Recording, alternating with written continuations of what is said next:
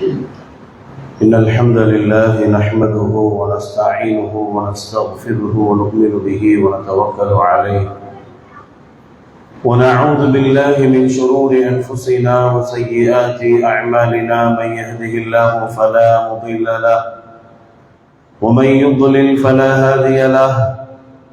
أشهد أن لا إله إلا الله وحده لا شريك له وأشهد أن محمدًا عبد الله ورسوله أرسله بالهدى ودين الحق ليظهره على الدين كله وكفى بالله شهيدا.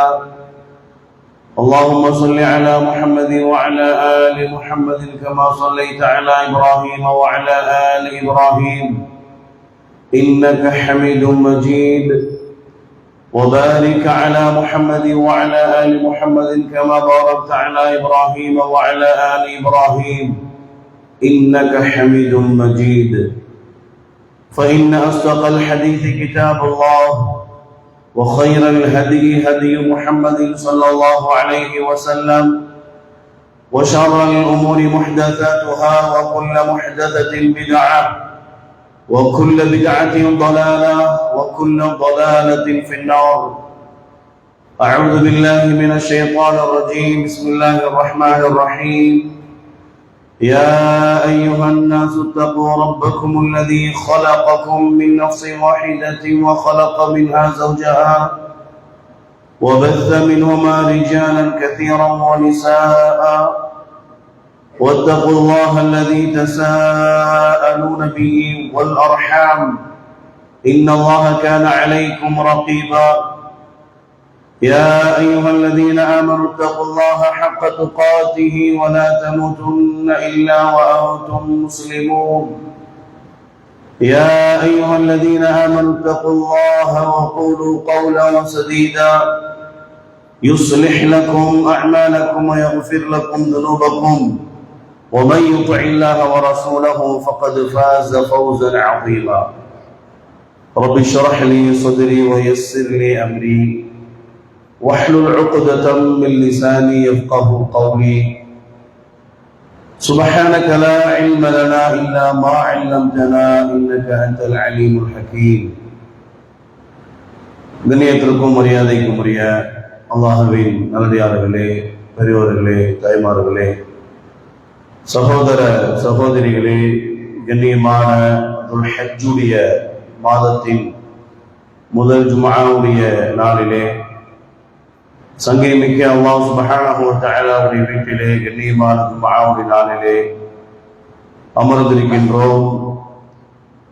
எதை நாம் அல்லாஹ்வுடைய தீனாக மார்க்கமாக கேட்கின்றோமோ பேசுகின்றோமோ அதைவிட அல்லாஹ்வுடைய மார்க்கத்தை சிறந்த முறையில் பின்பற்றி வாழ்ந்து அதே நிலையில் நிறைவான ஈமானுடன் மரணிக்கின்ற பாக்கியத்தை அல்லாஹ் தஆலா நம் அனைவருக்கும் தருவானாக.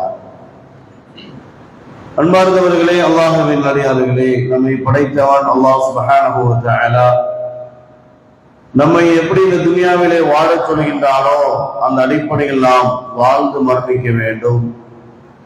நம்முடைய உள்ளத்திலும் செயல்பாட்டிலும் முதலில் அல்லாஹ்விற்கும் அவருடைய தூதர் ரசூலுல்லாஹி ஸல்லல்லாஹு அலைஹி வஸல்லம் அவர்களுக்கும் எல்லா விஷயத்திற்கும் முக்கியத்துவம் கொடுக்கக்கூடியவர்களாக நம்முடைய இதயத்தை மாற்றி அமைத்துக் கொள்ள வேண்டும். அல்லாஹ்விற்கும் அல்லாஹ்வுடைய தூதர் ஸல்லல்லாஹு அலைஹி வஸல்லம் அவர்களுக்கும் முதலாவதாக கீழ்ப்படிகின்ற உள்ளமாக செயல்பாடாக நம்முடைய வாழ்க்கையில் இருந்தால் மட்டும்தான் துனியா மற்றும் ஆகிரத்துடைய வெற்றியை நம்மால் காண முடியும். ஆகவே தான் அல்லாஹ் சுப்ஹானஹு வ தஆலா அதை பற்றி குர்ஆனிலே பல்வேறு இடங்களில் பேசுகிறார். இன்னமா கான கௌலல் முஃமினீன இதா துஉ இலல்லாஹி வ ரசூலிஹி லியஹ்கும பைனஹும் அன் யகூலு ஸமிஅனா வ அطعنا வஉலாயிக ஹுமுல் முஃப்லிஹூன் என்று அல்லாஹ் சொல்கிறார். யார் அல்லாஹ்வுடைய தூதர் ஸல்லல்லாஹு அலைஹி வஸல்லம் அவர்களுக்கு கீழ்ப்படிகிறார்களோ, அல்லாஹ்விற்கும் அல்லாஹ்வுடைய தூதருக்கும் கீழ்ப்படிந்தார்களோ, கேட்டதின் அடிப்படையில் கீழ்ப்படிந்தார்களோ, அவர்களை வெற்றி அடைந்தார்கள் என்று அல்லாஹ் தஆலா பேசுகின்றார். மாற்றமாக யார் தன்னுடைய மனோ இச்சையின் அடிப்படையில் தன்னுடைய வாழ்க்கையை அமைத்துக் கொண்டார்களோ அவர்களை பற்றியும் அல்லாஹ் தஆலா குர்ஆனிலே பேசும் பொழுது வத்தபஉ ஷஹவாத் ஃபஸௌஃப யல்கௌன கய்யா இன் அல்லாஹ் தஆலா குர்ஆனிலே பதிவு செய்கிறார். யார் மனோ இச்சையின் அடிப்படையில் தன்னுடைய வாழ்க்கையை அமைத்துக் கொண்டார்களோ அவர்கள் நரகத்துடைய கதவை சந்திப்பார்கள் என்று அல்லாஹ் தஆலா சொல்லி காட்டுகிறார். وَأَمَّا مَنْ خَافَ مَقَامَ رَبِّهِ وَنَهَى النَّفْسَ عَنِ الْهَوَى فَإِنَّ الْجَنَّةَ هِيَ الْمَأْوَى. நாளை மறுமையில் நாம் விசாரிக்கப்படுவோம் என்ற அந்த விசாரணை நாளை யார் பயந்து மனோ இச்சைக்கு கீழ்ப்படியாமல் வாழ்ந்தார்களோ فَإِنَّ الْجَنَّةَ هِيَ الْمَأْوَى அவர்கள் தங்கக்கூடிய இடம் சொர்க்கம் தான் என்று அல்லாஹ் சுப்ஹானஹு வ தஆலா சொல்லி காட்டுகின்றார். செல்வம் வந்தாலே உடனே நம்முடைய சிந்தனையில் வர வேண்டும் அல்லாஹ்வுடைய கட்டளையான ஹஜ்ஜை நிறைவேற்ற வேண்டும் என்று. செல்வம் வந்துவிட்டாலே நம்முடைய உள்ளத்திலே ஈமான் இருந்தது என்றால் நம்முடைய செவிக்கு நாம் கீழ்ப்படியாமல் நம்முடைய கல்புக்கு கீழ்ப்படிய வேண்டும்.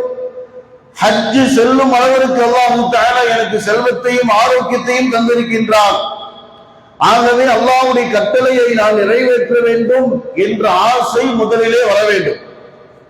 ஆனால் ஷைத்தான் செல்வம் வந்துவிட்டால் உடனே ஷைத்தான் நம்முடைய உள்ளத்திலே துன்யாவுடைய மோகத்தை போட்டு விடுவார். வீடு வாசல் பங்களா இன்னும் இடம் இன்னும் அது இது என்று துன்யாவுடைய சிந்தனைகளை காமித்து ஷைத்தான் அதிலே நம்மை திருப்பி விடுகின்றார். இறுதியில் துன்யா துன்யா என்று அழைத்ததற்கு பிறகு முடியாத காலம் வரும் பொழுது அந்த இபாதத்தை செய்ய முடியவில்லை என்ற கவலை பல செல்வந்தர்களுடைய உள்ளத்தை மிக கவலைகளை நிரப்பி விடுகின்றது, கவலைகளை நிறைந்து விடுகின்றார்கள். அல்லது மறுபக்கம் செல்வத்தை எல்லாம் ஒரு பிசினஸிலே போட்டு அது ஒரு கட்டத்தில் அது லாஸ் ஆகிவிட்டது, நாம் யாரை நம்பி கொடுத்தோமோ அவன் ஓடிவிட்டால் என்ற தகவல் எல்லாம் கேட்கும்போது உடனே அவருடைய சிந்தனைக்கு வருவது என்ன தெரியுங்களா? பேசாம ஹஜ் பண்ணியிருக்கலாம், பண்ணாதனால அல்லாஹ் தந்த சோதனை என்பதை புரிந்து கொள்கிறார். இன்னைக்கு ஏமாத்துறதுக்கு முஸ்லிம் சமுதாயத்துல நிறைய இருக்கிறான். பாக்குற மாதிரி காசு கொடுத்து ஆளக்கான ஊரை விட்டு ஓடி போயிட்டா, விளையாட்டுக்கு போயிட்டா, லாசுங்கிற கடை கணக்காட்ட மாட்டேங்கிறான்னு சொல்லி ஏமாற்றக்கூடியவர்கள் அல்லாஹ் பாதுகாக்கிற இஸ்லாமிய சமுதாயத்தில் அதிகரித்துக் கொண்டே இருக்கின்றார்கள். ஒரு காலத்தில் வியாபாரத்திலே உண்மையாளர்கள் யார் என்றால் முஸ்லிம்கள் தான் என்று பேர் வாங்கிய முஸ்லிம்கள் இன்னைக்கு முஸ்லிம் நம்பி காசு கொடுத்துறாதங்கிற அளவுக்கு ஆயிப்போச்சு. அல்லாஹ் பாதுகாக்கும்.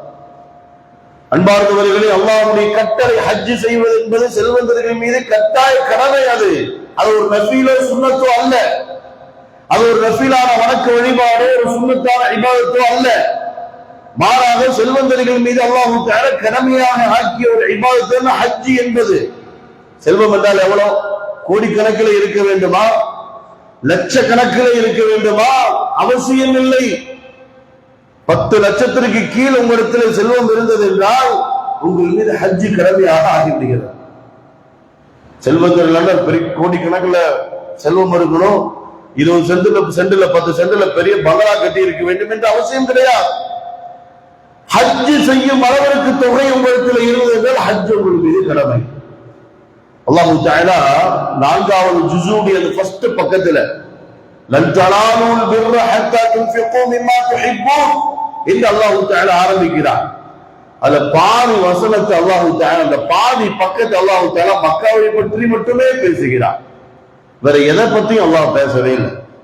இன்ன அவ்வல பைத்தின் அல்லாஹ் தஆலா ஆரம்பிச்சு فإن الله غني عن العالمين அந்த பக்கத்துடைய பாதி பேஜில் அல்லாஹ் தஆலா மக்காவை பற்றி மட்டுமே பேசுகிறார். தொழுகை என்ற பெயரிலே குர்ஆனிலே ஒரு அத்தியாயம் இல்லை, ஜகாத் என்ற பெயரிலே குர்ஆனிலே ஒரு அத்தியாயம் இல்லை, நோன்பு என்ற பெயரிலே குர்ஆனிலே ஒரு அத்தியாயம் இல்லை. ஆனால் ஹஜ் என்ற பெயரில் அல்லாஹ் தஆலா ஒரு அத்தியாயத்தையே இறக்கி வைத்திருக்கிறார் என்றால் அது எப்படிப்பட்ட ஒரு கட்டாயம், கடமை, புனிதம் என்பதை நீங்கள் சிந்தித்து பாருங்கள். அந்த அத்தியாயத்தில் அல்லாஹ் தஆலா வெறும் ஹஜ்ஜை பற்றி மட்டும் பேசவில்லை, குர்பானை பற்றியும் அல்லாஹ் தஆலா பேசுகிறார். அந்த மாதத்தில் செய்கின்ற புனிதங்களிலே ஒன்று என்ற அடிப்படையிலே அல்லாஹ் தஆலா ஹஜ்ஜை பற்றியும் பேசுகிறார், குர்பானை பற்றியும் அல்லாஹ் தஆலா பேசுகிறார். சூரா ஆல் இம்ரானில் அல்லாஹ் தஆலா பதிவு செய்யும் பொழுது வலில்லாஹி அலன் நாஸ் ஹஜ்ஜுல் பைத்தி மன் இஸ்ததாஅ இலைஹி சபீலா ومن كفر فإن الله غني عن العالمين. யாருக்கு உடல் ஆரோக்கியமும் பொருளாதாரமும் இருக்கின்றதோ அவர்கள் வாழ்க்கையில் ஒரு முறை ஹஜ் செய்வதை அவர்கள் மீது நாம் கடமையாக ஆக்கி இருக்கிறோம் என்று அல்லாஹ் தஆலா பேசுகிறார். ஒமன் கஃபர், யார் அதை நிராகரித்தார்களோ, செல்வம் இருந்தும் ஆரோக்கியம் இருந்தும் யார் அதை நிராகரித்தார்களோ ஃபஇன்னல்லாஹ கனிய்யுன் அனில் ஆலமீன், அகிலங்களின் இறைவனுக்கு நீ செய்யாவிட்டால் எந்த தேவையும் இல்லை என்று அல்லாஹ் தஆலா சொல்லிவிட்டார். நீ செஞ்சா உனக்கு சொர்க்கம் தர்ற, நீ செய்யாட்டி எனக்கு எந்த தேவையும் இல்லை என்று அல்லாஹ் பேசுகிறார். ஒமன் கஃபர் ஃபஇன்னல்லாஹ கனிய்யுன் அனில் ஆலமீன், நீ செய்யவில்லை என்றால் எனக்கு எந்த தேவையும் இல்லை என்று அல்லாஹ் தஆலா சொல்லி காட்டுகிறார். செய்தால் உனக்கு ஜன்னா சொர்க்கத்தை நான் தருகின்றேன், செய்யவில்லை என்றால் நீ அங்க வந்து மாட்டிக்குவேன். ஏன்னா இது ஃபரது, இது கட்டாயம். இன்னைக்கு சொல்லணும் அப்படின்னா சகோதரர்களே, பெரிய பெரிய பணக்காரங்களை விட நார்மலா இருக்கிறாங்க பார்த்தீங்களா, அல்லது அவங்கள விட ஏழ்மையா இருக்கிறாங்க பார்த்தீங்களா, அவங்க தான் நிறைய பேர் ஹஜ்ஜிக்கே போறாங்க. நீங்க அப்படியே கொஞ்சம் ஒரு கணக்கு போட்டு பாருங்க, உங்களுக்கு தெரிஞ்சவங்க யாரெல்லாம் ஹஜ்ஜிக்கு போறாங்க அப்படியே ஒரு கணக்கு போட்டு பாருங்க. இவங்க பெரிய கோடீஸ்வரங்களாம் கிடையாது, நார்மலா பொருளாதாரம் வச்சிருக்கிறவங்க தான். அதுக்கு கீழே ஒண்ணுமே இல்லை, ஆசை இருந்துச்சு அல்லாட்ட கேட்டா நல்லா கூட்டிட்டு போறோம். ஆசை. சமீபத்துல ஒரு நண்பருடைய தாயார் சொல்றாங்க, 500 1000 சேர்த்து வச்சு நான் போயிருக்கிறேன் ஹஜ்ஜிக்குங்கிறாங்க. எவ்வளவு? 10,000 20,000 சேர்த்து வச்சு அல்ல, 50,000 40,000 1 லட்சம் ரூபாய் எடுத்து வச்சு அல்ல, ஒவ்வொரு நோட்டா எடுத்து வச்சு போயிருக்கிறேங்கிறாங்க. எவ்வளவு பெரிய விஷயம் சகோதரர்கள். அடிப்படையில் அந்த ஆசை வர வேண்டும். அல்லாஹ் சொல்லிவிட்டால் அவ்வளவுதான், வேற தூக்கிடணும். இப்ராஹிம் அலைஹிஸ்ஸலாம் மக்காவிலே ஹாஜரா அலைஹிஸ்ஸலாமை கொண்டு போய் விடும் பொழுது மக்களை யாருமே இல்லை. அல்லாஹ் என்ன சொன்னான்? நபியே, உங்களுடைய மனைவியும் அந்த குழந்தையை விட்டுட்டு தீனுடைய வேலை செய்யறக்கா போயிருங்க, கிளம்புங்க. அப்படி போறாங்க. ஹாஜரா அலைஹிஸ்ஸலாம் கேட்டார்கள், ஹல் அமரக்குமுல்லாஹு பிஹாதா யா சய்யதி, இது அல்லாஹ்வுடைய கட்டளையா என்று கேட்டார்கள். இப்ராஹிம் அலைஹிஸ்ஸலாம், தியாக செம்மன் இப்ராஹிம் அலைஹிஸ்ஸலாம் சொன்னார்கள், ஆமா அப்படின்னு சொன்ன உடனே இதன் என்றால் செல்லுங்கள், படைத்த ரப்புல் ஆலமீன் எங்களை கைவிட மாட்டான் என்றார்கள். அந்த ஈமானுக்கு கிடைத்த பரக்கத்து தான் ஜம்சம் தண்ணி சகோதரர்கள். அந்த ஈமானுக்கு கிடைத்த பரக்கத்து தான் ஜம்சம். காசு பணத்துல கிடைச்ச பரக்கத்து கிடையாது. அந்த ஈமானை சஃபா மருவால ஈமானோட ஓடலாங்க பாருங்க, ஈமானோட ஓடனாங்க. தண்ணி யாழ்லா, தண்ணி குடு, பசி யாழ்லா யாழ்லா ஓடனாங்க அல்லாஹ் நம்பிக்கை வச்சு. அந்த ஈமானுக்கு கிடைத்த மிகப்பெரிய பரக்கத்தும் பரிசும் தான் ஜம்சம் தண்ணீர். ஸல்லல்லாஹு அலைஹி வஸல்லம் சொன்னார்கள், கியாமத் நாள் வரை அது வந்து கொண்டே இருக்கும்தான். போர் கிடையாது, மோட்டர் கிடையாது, அது வாட்டுக்கு வந்துட்டே இருக்கும். ஒரு எதிர் மூலமாக கிடைத்தது. அல்லாஹ்வுடைய கட்டளையை நிறைவேற்றினார்கள் இப்ராஹிம் அலைஹிஸ்ஸலாம். ஹாஜரா அலைஹிஸ்ஸலாம் வழிவிட்டார்கள், அல்லாஹ்வுடைய கடமையை நீங்கள் நிறைவேற்றி விட்டு வாருங்கள், தஅவாவுடைய பணியை. அதற்கு கிடைத்த மிகப்பெரிய பரிசு தான் ஜம்சம் தண்ணீர். இன்னைக்கு நான் முஸ்லிம்கள் ஹஜ்ஜிக்கு செல்பவர்களுடைய வீட்டுக்கு வந்து 2 விஷயத்தை கேட்கிறாங்க. ஒண்ணு என்ன, எங்களுக்காக துவா பண்ணிட்டு வாங்க, வரும்போது ஜம்சம் தண்ணியை கொண்டு வாங்க. பாஸ்போர்ட் வெரிஃபிகேஷனுக்காக ஸ்டேஷனுக்கு செல்லக்கூடிய முஸ்லிம் மக்கள், அந்த போலீஸ்காரர்கள் கேட்கக்கூடிய விஷயம் என்ன தெரியுங்களா? ஹஜ்ஜிக்கு போயிட்டு எப்போ வருவீங்க? இந்த டைம்ல வருவோம். அப்படியா, சரிம்மா, நான் வீட்டுக்கு வர கொஞ்சம் ஜம்சம் எனக்கா அங்கிருந்து புடிச்சு கொண்டு வாங்க. அவ்வளவு புனிதமான நீர், அதை பற்றி பேசிக்கொண்டே இருக்கலாம்.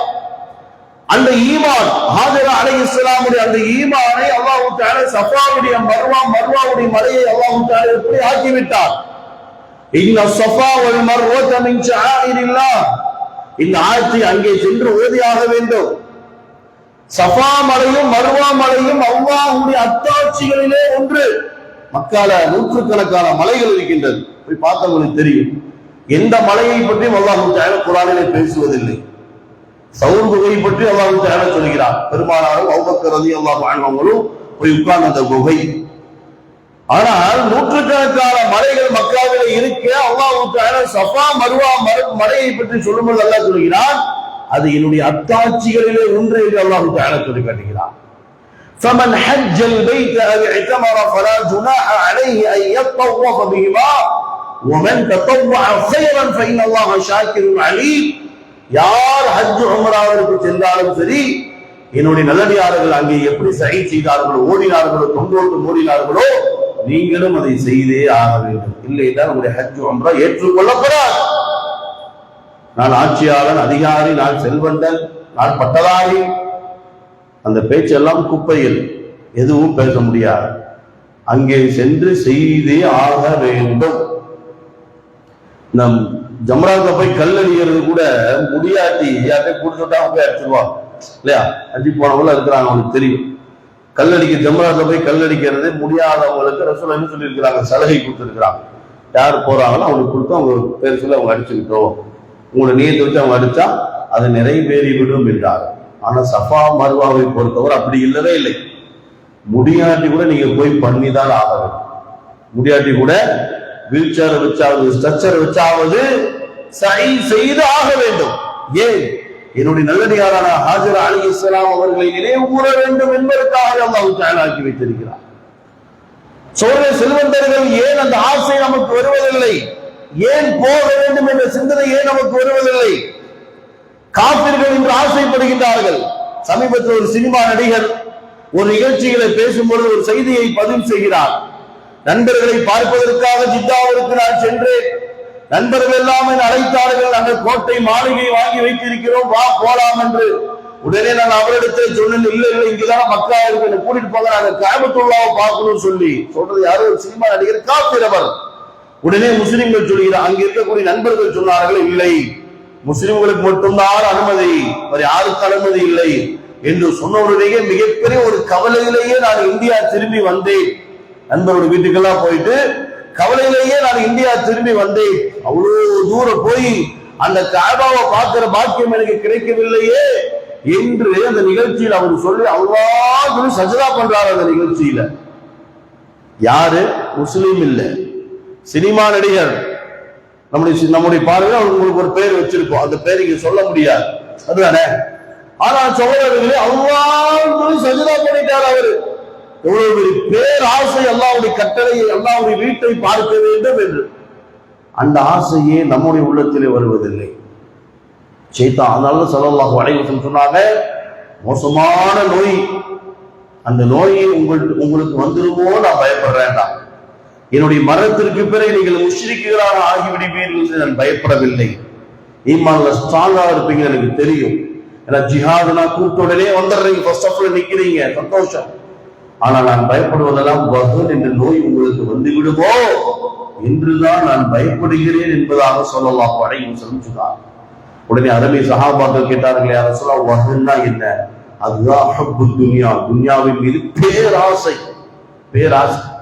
நீங்க அவனை ஏமாத்தி இவனை ஏமாத்தி அவன்கிட்ட கொள்ளையடிச்சு இவன்கிட்ட கொள்ளையடிச்சு, சுப்ஹானல்லாஹ். மௌத் இல்லையா சகோதரர்களே? நம்முடைய ஜனாசாவை யார் தூக்குவார்கள்? கபர்ல, நம்முடைய கபர்ல யாரை இறங்கி நம்மளை வைப்பா? இல்லையா? நம்ம யாரை ஏமாத்தணும்னு நினைக்கிறோமோ அவனுடைய துவா நமக்கு வேண்டாமா? மூத்தானதுக்கு அப்புறம் சிந்திக்கிறது இல்லை. இதுதானே ஷைத்தான் துன்யா கல்பு ஃபுல்லா நிறைச்சு விட்டுட்டான். துன்யா துன்யா துன்யா, எப்படி ஆவது, எப்படி ஆவது, எப்படி ஆவது. ஹலாலாக நீங்கள் குடிசையில் வாழ்ந்தால் அதுதான் பரக்கத். ஹலாலாக நீங்கள் குடிசையிலே வாழுகின்றீர்கள், அதுதான் பரக்கத், மன நிம்மதியான வாழ்க்கை. ஹராமா நீங்கள் பெரிய பேலஸ்ல நீங்க வாழ்ந்தாலும் நிம்மதி கிடையாது, நிம்மதி. ஆக அன்பார்ந்த அருமை சகோதரர்களே, அல்லாஹ் சுப்ஹானஹு வ தஆலா இந்த ஹஜ்ஜுக்கு எவ்வளவு கூலியை தருகிறார்.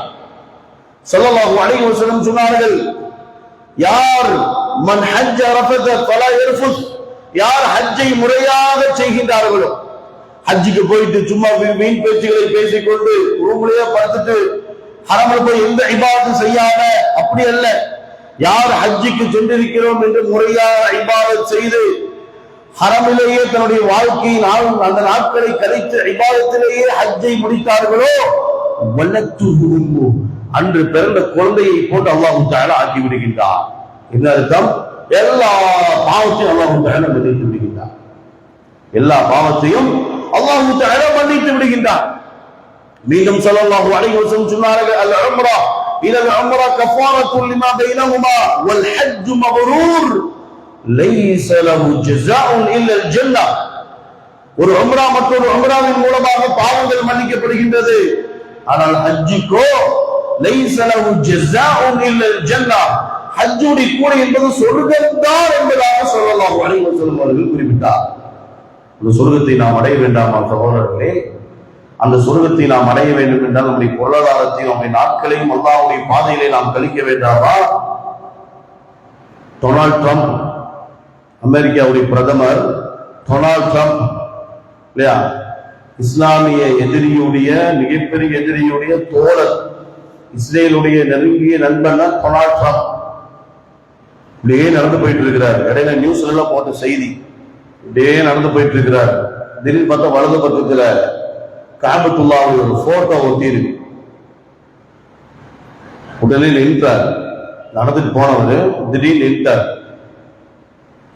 நம்மளால அப்படி பார்த்துட்டே போயிருக்கோம். ஆனா அவர் அப்படியே நின்றார். கூட தான் குடும்ப மிலிட்டரி இருப்பாங்கல்ல, அவங்கள்ட்ட கூப்பிட்டு, இங்க மிகப்பெரிய ஒரு வசீகரம் இருக்குது, இங்க ஒரு மிகப்பெரிய ஒரு வசீகரம் இருக்குது, அதனால 24 மணி நேரமும் மக்கள் இங்க ஒன்று கூடியே இருக்கிறாங்க. கூட இருக்கிற மிலிட்டரிட்ட சொல்றாரு. அவங்களுக்கு தெரியும், இருந்தாலும் நினைவுபடுத்துறாரு. 24 மணி நேரமும் மக்கள் ஒன்னா இருக்கிற ஒரு இடம் உலகத்திலேயே இருக்கு அப்படின்னா அது இங்கதான், பார்த்துக்கோ அப்படின்னு சொல்லி நடந்து போறார். பாத்தீங்களா சகோதரர்களே? பாத்தீங்களா என்ன சொல்றாரு? உலகத்திலேயே இந்த மாதிரி இடம் இல்லைங்கிற. இந்த மாதிரி யாரு இல்லையா, இஸ்ரேல் நம்ம முஸ்லிம் எதிரியுடைய தோழர். பார்த்தீர்களா? சமீபத்தில் அமெரிக்காவில் ஒரு சர்வே எடுக்கிறாங்க. 24 மணி நேரமும் எந்த நாட்டை நோக்கி விமானம் பறந்து கொண்டே இருக்கின்றது ஒரு சர்வே எடுத்தாங்க. பக்கத்தில் இருக்கிறவங்க எல்லாம் நினைச்சாங்க லண்டன் வந்துடும், பாரிஸ் வந்துடும், ஆஸ்திரேலியா வரும், ஆப்பிரிக்கா வரும் அப்படின்னு பேசிட்டு இருந்தாங்க. கடைசியில சர்வே எடுத்து பார்த்தா 2 இடத்துல விமானம் 24 hours இறங்கி ஏறிட்டே இருக்கு. எந்த இடம் பார்த்தா ஒண்ணு ஜித்தா, 2வது மதீனா. ஒண்ணு ஜித்தா, மற்றொன்று மதீனா. 24 மணி நேரம். அமெரிக்கா கூட கிடையாது. பார்த்தா எல்லா நாட்டு விமானமும் ஏறி இறங்கக்கூடிய 2 இடங்கள், ஒன்னு ஜித்தா, மற்றொன்று மதீனா. எல்லா நாட்டு விமானங்களும் வருஷத்துக்கு எத்தனை லட்சக்கணக்கான கோடிக்கணக்கான மக்கள் அல்லாஹ்வுடைய வீட்டை தவாஃப் செய்கிறார்கள். அதிலே நான் ஒருவனாக இருக்க வேண்டுமே என்ற அந்த இபாதத்துடைய பேராசையே நமக்கு வருவது கிடையாது. ஆயிஷா ரலியல்லாஹு அன்ஹா கேட்டாங்க, அல்லாஹ்வின் தூதரே, எங்களை ஜிஹாதுக்கு வரக்கூடாதுன்னு சொல்லி எழுதி வச்சிருக்கிறீங்க என்றால் பெண்களுக்கு இது யார் ரசூலுல்லாஹ் ஜிஹாத் என்று கேட்ட பொழுது ஸல்லல்லாஹு அலைஹி வஸல்லம் சொன்னார்கள், அல் ஹஜ் மப்ரூர், பெண்களுக்கு ஜிஹாத் என்பது ஹஜ் தான் என்றார். இந்த ஹதீஸுக்கு விளக்கம் சொல்லுகின்ற முஃபஸ்ஸிரீன்கள் சொல்லுகின்றார்கள், ஹதீஸுடைய முஃபஸ்ஸிரீன்கள் சொல்லுகின்றார்கள், பெண்கள் ஹஜ்ஜுக்கு சென்று விட்டார்கள் என்றால் அவங்களுக்கு 2 நன்மை கிடைக்குது. ஒன்னு ஹஜ் செஞ்ச நன்மை கிடைக்கும், 2வது ஜிஹாத் செஞ்ச நன்மையும் கிடைக்கிறார். அந்த ஆசை வைக்க வேண்டும். நகைகள் எல்லாம் விற்றால் அல்லாஹ்வுடைய வீட்டுக்கு சென்று அல்லாஹ்வுடைய வீட்டை தவாஃப் செய்து விட வேண்டும். கொஞ்சம் யோசிச்சு பாருங்க. அப்துல்லா என்ற அந்த தாசன் என்ற சமீபத்தில் இஸ்லாத்திற்கு வந்த சினிமா நடிகர்களே ஒருவர் இல்லையா, இஸ்லாத்தை ஏற்ற உடனேயே அவரிடத்தில் கேட்கப்பட்டது கேள்வி, அடுத்த ஆசை உங்களுக்கு என்ன? முஸ்லிம் ஆகணும்னு ஆசைப்பட்டீங்க, ஓகே, முஸ்லிம் ஆயிட்டீங்க, அடுத்த உங்களுடைய ஆசை என்ன? உடனே அவர் சொன்ன வார்த்தை, நான் மக்காவுக்கு செல்ல வேண்டும். அவருடைய ஆசை நிறைவேற்றப்பட்டது. மக்காவுக்கு போய் உம்ரா செஞ்சு வந்து கொஞ்ச நாள்ல மௌத்தாயிட்டார். ஒரு பெரிய பாக்கியம் சகோதரர்கள். எத்தனை மக்கள் இன்னைக்கு இஸ்லாத்தை ஏற்றுக்கொண்டவர்கள் ஹஜ் உம்ராவிற்கு போகின்றார்கள். பரம்பரை முஸ்லிம் என்று பெருமை அடிக்கின்ற நாம் அல்ஹம்துலில்லாஹ் பெரிய பாக்கியம். ஏன் அந்த கடமையை நாம் நிறைவேற்றுவதில்லை? இங்கேயே இருக்கணும் ஆசைப்படுறோம், கோயம்புத்தூர்லயே இருக்கணும், ஊர்லயே இருக்கணும். யோசிச்சு பாருங்க சகோதரர்களே, வஹி இறங்கப்பட்ட அந்த இடத்திற்கு நாம் செல்ல வேண்டாமா? அங்கே சென்று அல்லாஹ்வுடைய கலாமை நாம் கேட்க வேண்டாமா? அகிலத்தின் அருக்குடை கண்மணி நாயகம் ரசூலுல்லாஹி ஸல்லல்லாஹு அலைஹி வஸல்லம் பிறந்த அந்த புனித மான நகரத்திலே என்னுடைய பாதம் அங்கே பட வேண்டாமா? எல்லா நபிமார்களும் வந்து சென்ற இடம் காபத்துல்லாஹ் என்பதாக ஸல்லல்லாஹு அலைஹி வஸல்லம் சொன்னார்களே, அங்கே நான் செல்ல வேண்டாமா? இந்த ஆசை ஏன் நம்முடைய உள்ளத்திலே வருவதில்லை? வந்தாலும் அதற்காக என்ன முயற்சி செய்கிறோம்? ஒரு இடம் வாங்கணும்னா முயற்சி செய்கிறோம் இல்லையா? ஒரு வீடு கட்ட வேண்டும் என்றால் முயற்சி, ஒரு கார் வாங்க வேண்டும், டூ வீலர் வாங்க வேண்டும், ஒரு போன் வாங்க வேண்டும், துனியாவுடைய எல்லா விஷயத்திற்கும் முயற்சி செய்கின்றனர். மஸ்ஜிதுல் ஹரமை பற்றி அல்லாஹ் தஆலா குர்ஆனிலே பல்வேறு இடங்களிலே பேசுகிறார். இன்ன அவ்வல பைத் உதிஅ லின்னாஸ் லல்லதி பிபக்கத முபாரக்கன் வ ஹுதல் லில் ஆலமீன். உலகத்திலேயே ஃபர்ஸ்ட் கட்டப்பட்ட பள்ளிவாசல் மக்காவில் உள்ள மஸ்ஜிதுல் ஹரம் என்று அல்லாஹ் தஆலா சொல்லிவிட்டு நிறுத்தவில்லை. லல்லதி பிபக்கத முபாரக், அந்த பள்ளிவாசல் இருக்கிறதே அது ஒரு பரக்கத்து பொருந்தியது என்று அல்லாஹ் தஆலா சொல்லி காட்டுகிறார். அது ஒரு பரக்கத் பொருந்தியது. பரக்கத் பொருந்திய இடத்திற்கு நாம் சென்று அங்கிருந்து பரக்கத்தை நாம் எடுத்து வர வேண்டாமா சகோதரர்களே? உலக மக்களுக்கெல்லாம் அங்கே ஹிதாயத் இருக்கிறது என்று அல்லாஹ் தஆலா சொல்கிறார். ஃபீஹி ஆயாத்துன் பையினாத்துன் மகாமு இப்ராஹீம், அங்கேதான் தியாக செம்மன் இப்ராஹிம் அலைஹிஸ்ஸலாம் என்ற அந்த பாதத்தை நாம் அங்கே பதிவு செய்திருக்கின்றோம்.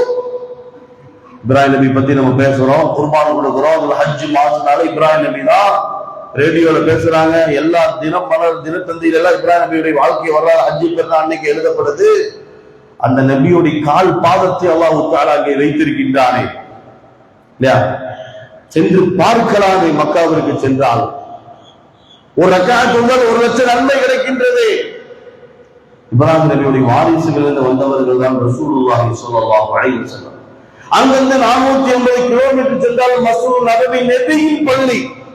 மஸ்ஜிதுல் நபவி, நபியின் பள்ளியிலே தொழுகின்ற பாக்கியம், ஆயிரக்கணக்கான நன்மை. ஒரு ரக்காத் தொழுதால் தொழுகின்ற பாக்கியம், பெருமானாருக்கு சலாம் சொல்லுகின்ற பாக்கியம், பக்கத்தில் தீனுக்காக வாழ்ந்து மரணித்த Abu Bakr Siddique, Omar al Farooq ரலியல்லாஹு அன்ஹுமா அவர்களுக்கு சலாம் சொல்லுகின்ற பாக்கியம்.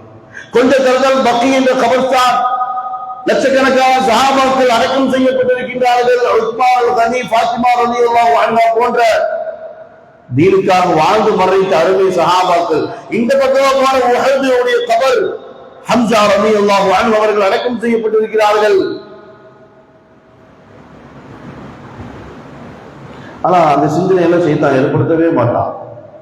டூர் போலாம், மலேசியா போவோம், துபாய் போவோம், தாய்லாந்து போலாம், ரஷ்யா எப்படி இருக்கு பார்த்து வருவோம், இன்னும் சகோதரர்கள் இது அதுதானே அடிப்படை. சொல்லுகிறேன், தப்பா நினைச்சுக்காதீங்க சகோதரர்கள், அடிப்படை காரணம் ஈமான் தான். அதுதானே அடிப்படை. இந்த ஈமான் சரியில்லாததின் பலகீனம் தான் நம்முடைய உள்ளம் காபத்துல்லாஹ்வோட ஒரு தொடர்பு இல்லாமல் இருக்கின்றது. உமர் ரலியல்லாஹு அன்ஹு அவர்கள் மதீனாவிலே வைத்து, மதீனால ஸல்லல்லாஹு அலைஹி வஸல்லம் இருக்கிறாங்க. அப்போ ஸல்லல்லாஹு அலைஹி வஸல்லம் அவங்க சொல்றாங்க, யா ரசூலல்லாஹ், நான் உம்ரா செய்ய வேண்டும் என்று நியத்து வைத்திருக்கிறேன், உம்ராக்காக என்னுடைய பயணத்தை நான் தயார் பண்ணி இருக்கிறேன் யா ரசூலல்லாஹ் அப்படிங்கிறாங்க. உடனே ஸல்லல்லாஹு அலைஹி வஸல்லம் என்ன சொன்னாங்க தெரியுமா? லா தன்சானி மின் ஸாலிஹி துஆ யா உமர். யார் சொல்வது? யார்? பெருமானார் ஸல்லல்லாஹு அலைஹி வஸல்லம் அவங்களுக்கு உமர் ரலியல்லாஹு அன்ஹு சொல்றாங்க, யா ரசூலல்லாஹ், நான் உம்ரா போக நியத் பண்ணி என்னுடைய ஒட்டகத்தை ரெடி பண்ணி வச்சிருக்கேன் அப்படிங்கிறாங்க.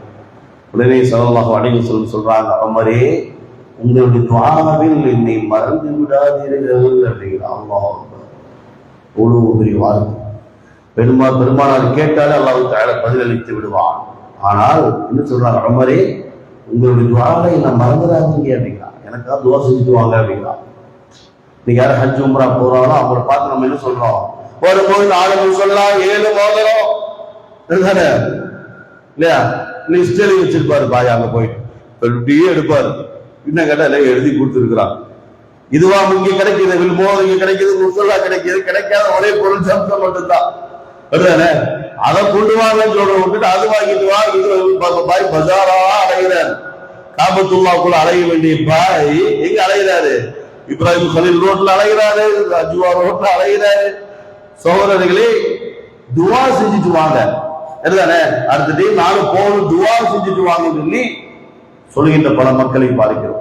அன்பார்ந்த அருமை சகோதரர்கள், அல்லாஹ் தஆலா நமக்கும் ஒரு குடும்பத்தார்களுக்கும் உலக முஸ்லிம்கள் அனைவருக்கும் ஹஜ் உம்ராவுடைய பாக்கியத்தை வழங்குவாராக. அகூலு கௌலி ஹாதா அஸ்தக்ஃபிருல்லாஹ் அல்-அஸீம் லீ வ லக்கும் வ அஸ்தக்ஃபி அன்னி வ அன்கும் ஜமீஅல் முஸ்லிமீன ஃபஸ்தக்ஃபிரூஹு இன்னஹு கான கஃபாரா.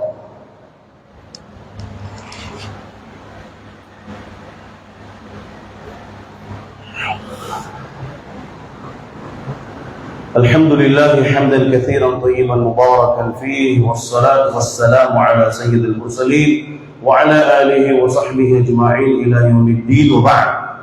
கணியத்திற்குரிய அல்லாஹ்வின் அடியார்களே, அடுத்ததாக இந்த புனிதமான துல்ஹஜ்ஜுடைய மாதத்திலே நாம் செய்கின்ற ஒரு இபாதத் தான் உதுஹிய்யா என்று சொல்கின்ற குர்பானுடைய இபாதத்தாக இருக்கின்றது.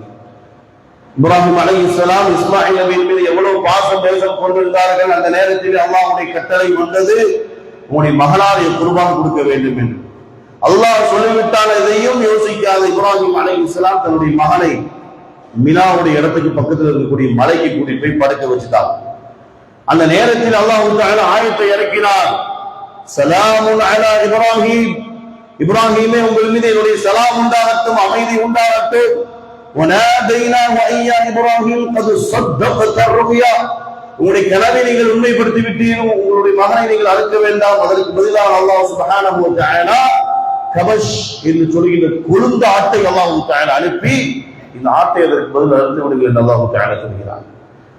ஆட்டருக்கும் அளவிற்கு நம்மிடத்திலே வசதி இருந்தது என்றால் ஒரு ஆட்டை வாங்கி வீட்டிலே கொண்டு போய் நிறுத்தி குர்பான் கொடுக்க வேண்டும். சகோதரர்கள், உதுஹிய்யாவுடைய அந்த இபாதத்தை நிறைவேற்ற வேண்டும்.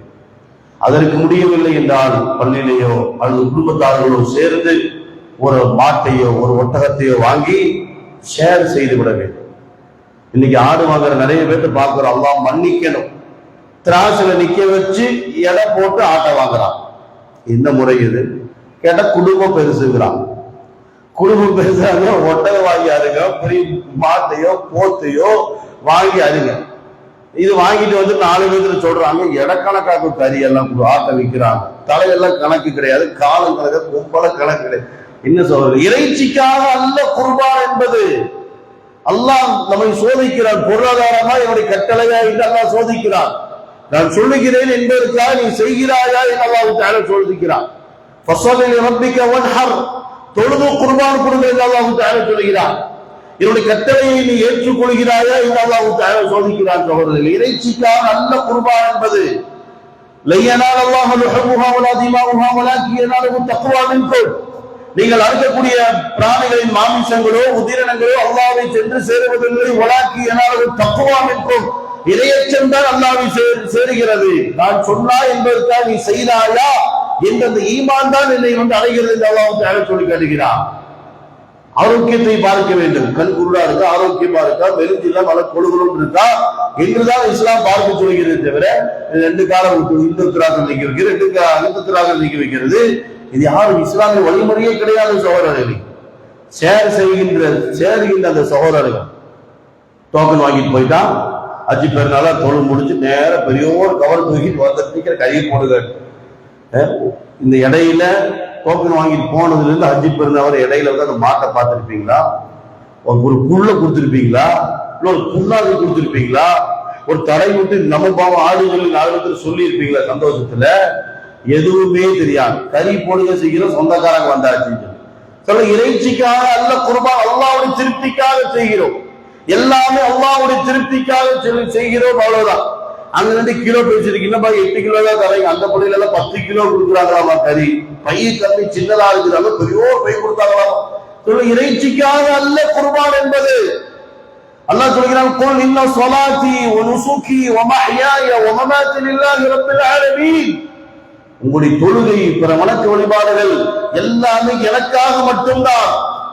எல்லாம் உங்களுடைய வாழ்க்கை, மரணம் எல்லாமே எனக்காக இருக்க வேண்டும் என்று அல்லாஹ் தஆலா சொல்லி காட்டுகிறான். நீங்க பல சோழர்களுக்கு ஆடவர்கள் கொடுக்கிற அளவுக்கு வசதி இருந்தாலும் வாங்கறது இல்லை. கேட்டா யார் அதெல்லாம் பார்த்துட்டு இருப்பான்னு சொல்லி வீட்டுக்காரமா சவுண்ட் விடுது அப்படிங்கிறது சொல்ல வேண்டாமா? இது ஒரு இபாதத், இது ஒரு இபாதத். இதன் மூலமாக அல்லாஹ்வுடைய கருணை கிடைத்தால் நாம் சொர்க்கம் செல்லலாம் என்று என்னெல்லாமோ பேசுறோம். இந்த ஈமான் விஷயத்தை வீட்டுல பேச முடியாதா? அப்படிதானே?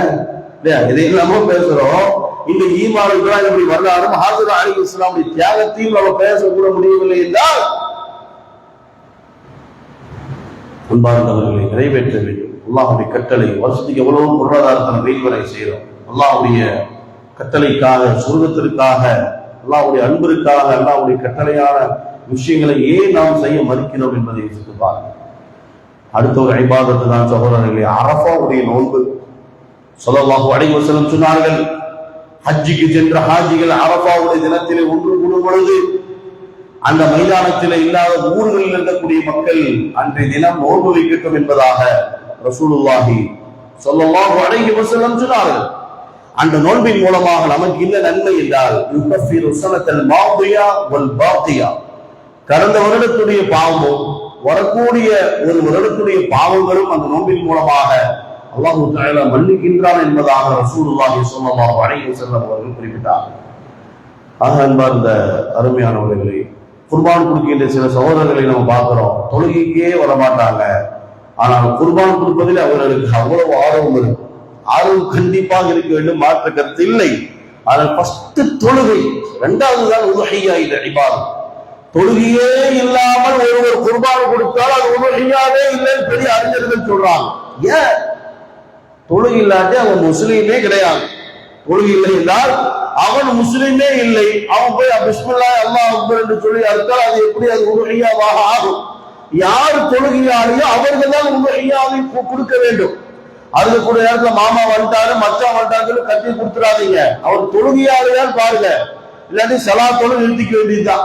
அன்பார்ந்தவர்களே, இதெல்லாம் நாம் பேருதலாக நாம் கடைபிடிக்க வேண்டும் சகோதரர்களே. ஆக அன்பார்ந்த அல்லாஹ்வின் அடியார்களே, அல்லாஹ்வுடைய மார்க்கத்தை சிறந்த முறையில் பின்பற்றி வாழ்ந்து மரணிக்கின்ற பாக்கியத்தை அல்லாஹ் தஆலா நம் அனைவருக்கும் தருவானாக. பெருநாளுடைய அந்த சுன்னத்தான விஷயங்களையும் நம்முடைய வாழ்க்கையிலே நாம் கடைபிடிக்க வேண்டும். அல்லாஹ் தஆலா நாளை மறுமையிலே சொர்க்கத்திலே ஜன்னத்துல் ஃபிர்தௌஸிலே ஸல்லல்லாஹு அலைஹி வஸல்லம் மன்னலாருக்கு அருகில் அமர்கின்ற பாக்கியத்தை அல்லாஹ் தஆலா நமக்கும் நமது மனைவி மக்கள், நமது பெற்றோர்கள், நமது குடும்பத்தார்கள், உலக முஸ்லிம்கள் அனைவருக்கும் அல்லாஹ் பாக்கியத்தை வழங்குவானாக. நரகத்திலிருந்தும் கபருடைய அதாபுகளிலிருந்தும் அல்லாஹ் தஆலா நம்மையும் நமது மனைவி மக்கள், நமது பெற்றோர்கள், நமது குடும்பத்தார்கள், உலக முஸ்லிம்கள் அனைவரையும் பாதுகாப்பானாக. அருளுக்குரிய மழையை அல்லாஹ் தஆலா நம்மை குறைய செய்வானாக.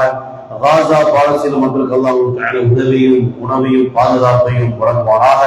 மஸ்ஜித் அக்ஸாவை அல்லாஹ் தஆலா விரைவாக முஸ்லிமுடைய கரங்களிலே வழங்குவானாக.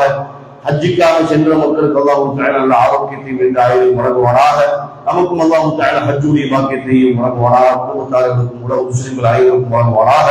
வஆகிரு தஅவானா அல்ஹம்துலில்லாஹி ரப்பில் ஆலமீன்.